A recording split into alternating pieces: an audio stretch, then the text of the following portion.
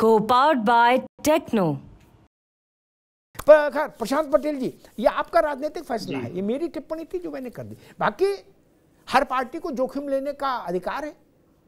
Samajwadi party को लगता है कि नहीं अब की ये दांव खेल के देखेंगे तो अच्छी बात है। प्रशांत पटेल जी, इतना तनाव क्यों है? लग रहा उत्तर प्रदेश में कोई दूसरी बात ही नहीं बची, केवल योगी आदित्यनाथ, अखिलेश यादव, बोले बाकी सब खत्म, कुछ नहीं, टाटा बाय बाय बाय हो गया। राहुल जी की भाषा में कहें तो खड़ाक खटाक। 25 करोड़ में 2 ही लोग चलेंगे, बाकी सब खत्म कर दिए।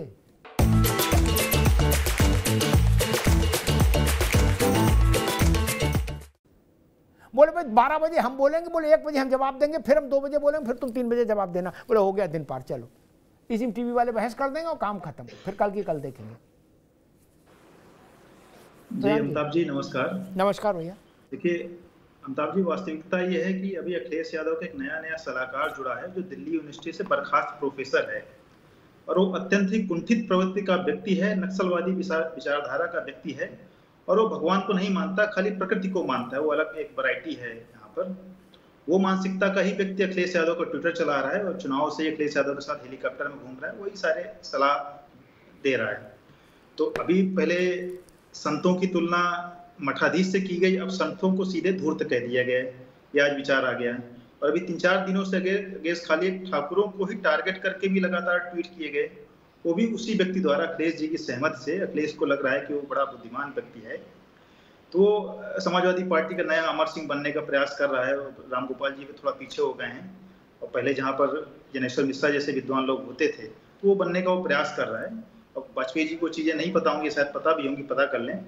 तो उसी व्यक्ति के द्वारा, एक कुंठित मानसिकता के व्यक्ति द्वारा इस तरह का प्रोपेगेंडा फैलाया जा रहा है। और मुझे तो नहीं लगता कि अखिलेश जी अंदर से इतने अधार्मिक या हिंदू विरोधी होंगे, क्योंकि मैं तो डिम्पल जी के देखता रहता हूँ, हर नवरात्र में पूजा करती है, कन्या पूजन वगैरह भी करवाती हैं, उनके यहाँ ब्राह्मण पुजारी भी आते हैं। तो मुझे नहीं लगता कि अंदर से घर के अंदर किसी को ये मानसिकता ऐसी नहीं होगी। और वो क्लेम भी करते हैं कि वो सैफई में केदारनाथ जी की तरह मंदिर बनवा रहे हैं। रामगोपाल जी ने भी बोला है, रामगोपाल जी की भी हम फोटो देखते हैं मंदिर वगैरह में जाते हुए, कोई अधार्मिक बात वो करते हुए नहीं देखे हैं। तब देखिए, जिस पार्टी का, जिस नेता का सलाहकार ही ऐसा व्यक्ति हो, जो कुंठित व्यक्ति हो, नक्सली और कम्युनिस्ट विचारधारा का व्यक्ति हो, तो उससे इसी तरह के बयान आने स्वाभाविक हैं। एक इनका किसी तरीके से स्वामी प्रसाद मौर्य से पीछा छूटा है, पहले उनको लेके इन्होंने बढ़ाया, अभी एक नया व्यक्ति आ गया है, तो ये इनकी मानसिकता को दिखाता है। और ये राजनीति ठीक है कि लेवल तक आप राजनीति करिए। अब वाजपेयी जी इधर उधर घुमा रहे हैं, कह रहे हैं कि उसको जो अपराधी प्रवृत्ति का था महामंडलेश्वर बना दिया। भैया उसको भारतीय जनता पार्टी ने नहीं बनाया है। और हिंदू धर्म में बहुत सारे अंदर संप्रदाय हैं, कोई एक बॉडी द्वारा तो संचालित हिंदू धर्म है नहीं, सब अपने अखाड़े हैं, मठ हैं, संप्रदाय हैं, सबकी अपनी अपनी प्रक्रिया है, और किसी एक छतरी के नीचे तो चलता नहीं। और उसमें अपडेट ये भी बता दूं कि जिस संत ने उसको महामंडलेश्वर बनाया था, अखाड़े ने उस संत को भी निकाल दिया, महामंडलेश्वर से तो हटा भी दिए गए। तो हमारे यहाँ तो कोर्स करेक्शन भी होता है, अगर कोई गलती होती है तो उसको ठीक भी किया जाता है। तो अगर कोई एक व्यक्ति गलत है, और भी कई ऐसे भगवा पहने हुए भी लोग हैं गलत काम करते हैं, उन पर कानूनी कार्रवाई होती है। कोई हिंदू उनके पक्ष में खड़ा नहीं होता कि नहीं हमारा धर्म गुरु भगवा पहने तो हम इनको बचाएंगे। हम तो कहते ठीक है, गलत किया उसको कार्रवाई करिए, लेकिन उसकी आड़ में हम पूरे संत समाज को, पूरे हिंदू धर्म को, पूरे मठ को, उनको हम दोषी नहीं ठहरा सकते। अब ये कहते कि मठ जो है, मठाधीश जो है माफिया हैं। भाई मठाधीश तो जो सारे हमारे पूज्य 4 शंकराचार्य हैं, वो भी मठ के मठाधीश होते हैं। पूज्य आदि शंकराचार्य जी ने भी 4 मठों की स्थापना की थी, उनके मठों के प्रमुख को मठाधीश कहा जाता है। तो हम कह दें कि भाई कोई अगर एक संत गलत है तो हम पूरे शंकराचार्य को, ये सारे मठाधीशों को हम गलत नहीं कह सकते। ये जो तरीका अखिलेश जी की राजनीति हो रही है समाजवादी पार्टी में, ये कहीं न कहीं एक एक्सट्रीम में ले जाके नकारात्मकता की तरफ लेकर के जा रही है। एक बड़ा सवाल खड़ा होता है, मैं हमेशा इस बात पर जोर देता हूँ कि नपना बराबर रखो, साहस बराबर रखो। हाँ, एक छोटी सी जानकारी दे दूं, राधे माँ जब महामंडलेश्वर बनी थी अभिषेक भाई, तो बाद में जब उनकी कुछ जानकारियां सार्वजनिक हुई तो अखाड़ा ने राधे माँ को से महामंडलेश्वर की पदवी वापस ले ली, उनको बहिष्कृत किया। एक नोएडा के कोई चलता पुर्जा बन गया था महामंडलेश्वर, उसके बारे में भी जब जानकारी आई तो वही दृश्य दोहराया गया। ठीक, यहाँ नेताओं जैसा काम नहीं है कि रेप में जाओ, किसी में जाओ, साक्षात्कार में, बलात्कार में पार्टी नहीं हटा रही तो नहीं हटा रही। बाबाओं में अभी यही है कि आपका पता लगेगा, कच्चा चिट्ठा बोले भाई इन्हें अलग करो, और उसको भी अलग कर देते हैं जो आपको इंट्रोड्यूस करता है, लेके आता है, वो बाबा भी बाहर जाता है। ये नेताओं में नहीं है अभी ईमानदारी, वहां है। खैर अरविंद सिंह जी, मसला वही है कि व्यक्तिगत नाम लेके आलोचना हो तो आलोचना का दायरा तय हो जाएगा क्या? ये नाम लेने की बजाय साधु, महंत, मठाधीश ऐसे शब्दों का प्रयोग हो रहा है। और जैसे अखिलेश जी ने कहा था कि मठाधीश और माफिया में कोई अंतर नहीं, क्या ऐसा ही वक्तव्य इमाम के बारे में दिया जा सकता है, ग्रंथी के बारे में दिया जा सकता है, पादरी के बारे में दिया जा सकता है कि उनमें और अपराधी में कोई अंतर नहीं? अरविंद सिंह जी, देखिए, ये किसी की औकात नहीं है कि किसी मौलाना के खिलाफ या इस्लाम के खिलाफ या किसी पादरी के खिलाफ टिप्पणी करे, किसी की औकात नहीं है।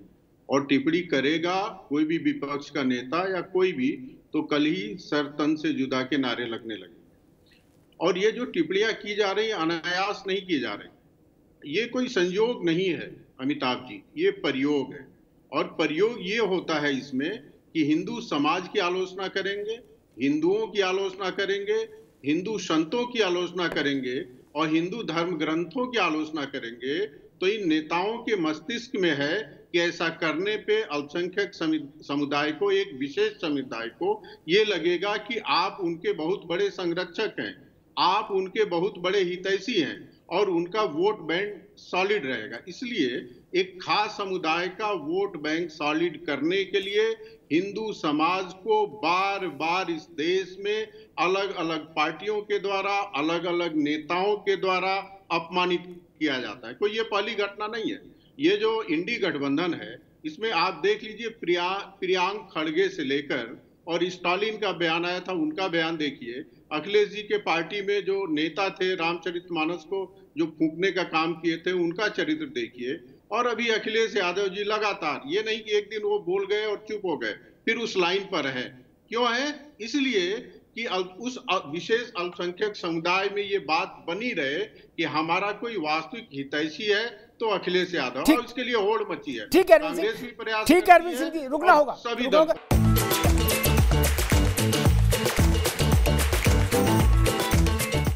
जय तिलक जी, आपको क्या समझ में आता है इसके पीछे क्या है, बिहाइंड द कर्टन क्या है? जो सामने है वो तो सब देख रहे, भाई जो बात माइक से कही जा रही है, ट्विटर से कही जा रही है, वो तो सब देख ही सुन रहे। इसके पीछे क्या लग रहा है, इनसाइड स्टोरी क्या है? क्योंकि कोई भी अगर चीज, कोई भी रणनीति, कोई पार्टी, कोई नेता अपनाता है तो उसके पीछे कोई वजह होती है, नहीं? आपको क्या वजह दिखती?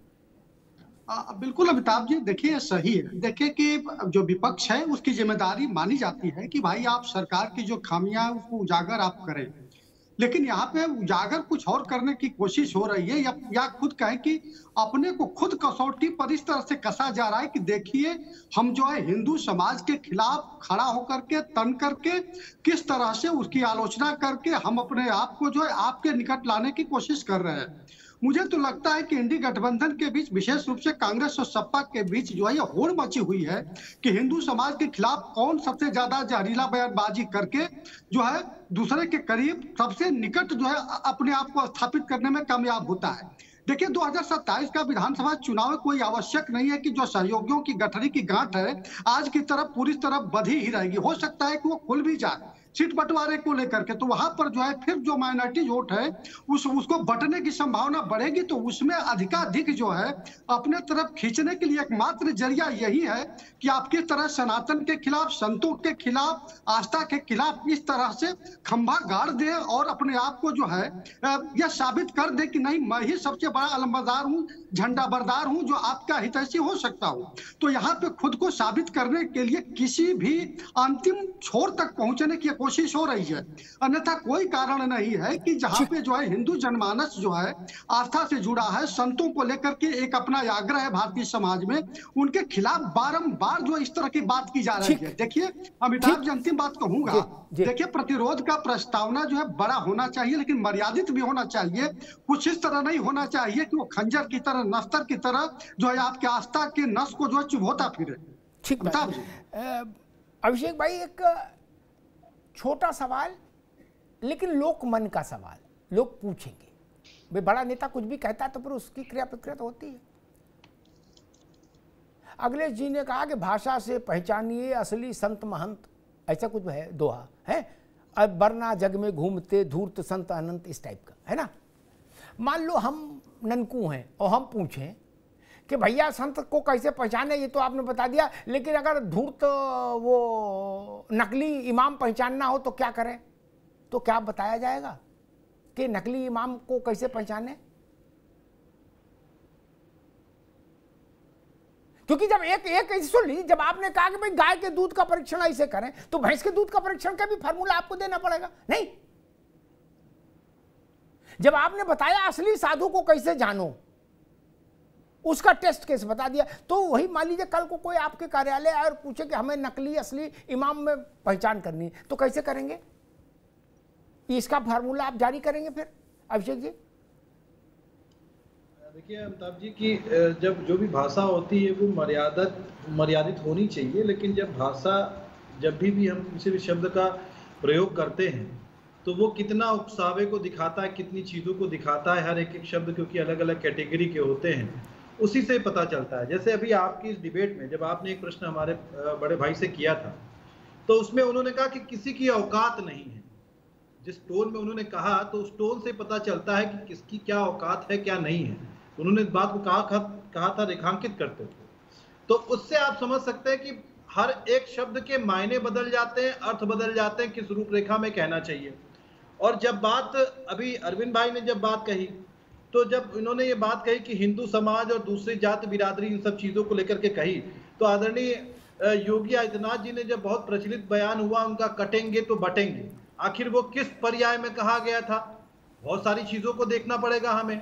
लेकिन मैं आज भी ये बात कहता हूं कि कोई भी भाषा हो वो मर्यादित होनी चाहिए, संयम के साथ होनी चाहिए, और जब भी चाहे वो कोई पुरोहित हो, चाहे वो कोई भी व्यक्ति हो, चाहे मौलाना हो, चाहे कोई भी, जब वो हम बात करते हैं तो समाज के हित में कितनी बातें रहती हैं और समाज के विरोध में कितनी बातें रहती हैं, इन सब की चीजों को देखने से ही पता चलता है कि कौन व्यक्ति समाज के हित वाला है, कौन व्यक्ति हित के साथ नहीं। बिल्कुल आपकी बात से मैं सहमत हूं, लेकिन मैं सिर्फ जानना चाह रहा हूं, क्या हम ऐसा दोहा बना के पोस्ट कर सकते हैं कि जग में इमाम भेष में घूमते जग में धूर्त अनंत, ऐसा कह सकते हैं? देखिए बिल्कुल, अगर कह सकते हैं तो फिर मैं इसको ओके करूंगा। मैं कहूंगा भाई आप में साहस है, आपने तराजू बराबर रखा, ना इधर झुके ना उधर झुके। कहीं पे भी किसी इमाम वेश में घूमते जग में धूर्त अनंत, क्या ये बोला जा सकता है, लिखा जा सकता है आपके द्वारा?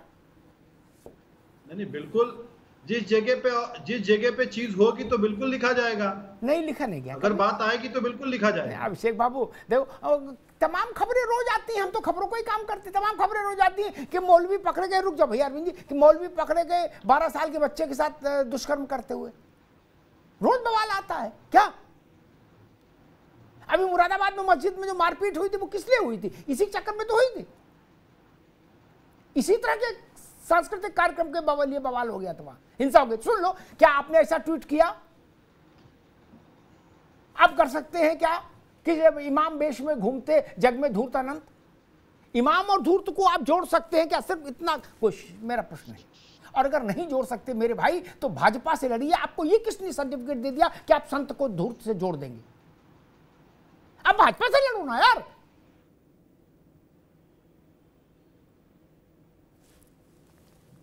जी अभिषेक जी, देखिए हर किसी संत को नहीं कहा गया है। अरे भाई आपने लिखा तो यही है, भाषा से पहचानिए असली संत महंत, वरना जग में घूम साधु वेश में घूमते धूर्त महंत। ये बात तो मैं खुद भी कह रहा हूं, मैंने अभी आपके सामने उदाहरण दिया कि एक एक शब्द के कई मायने होते। उदाहरण के तौर पे मैंने औकात वाली बात भी बताई।